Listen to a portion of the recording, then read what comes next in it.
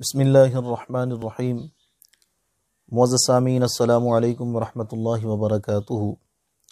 نماز کے متعلق ایک بہت ہی عام مسئلہ، کیا مقتدی جو مسبوق ہے، جس کی کچھ رکعتیں نماز سے رہ گئی ہیں جو بعد میں ادا کرے گا، اگر امام کے ساتھ شامل ہو اور امام پر سجدہ سہو لازم ہو تو اس سجدہ سہو کا جو سلام ہے کیا وہ امام کے ساتھ پھیرے گا یا نہیں؟ تو اس کے اندر مسئلہ تو یہ ہے کہ جو مسبوق ہے، جس کی کچھ رکعتیں رہ گئی ہیں جو اس نے بعد میں ادا کرنی ہیں،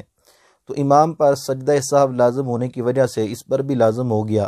سجدہ سہو تو ادا کرے گا لیکن امام کی سلام میں وہ مطابقت نہیں کرے گا، یعنی امام جب دائیں طرف سلام پھیرے گا، مقتدی مسبوق جو ہے وہ سلام نہیں پھیرے گا بلکہ امام کے ساتھ سجدے کرے گا۔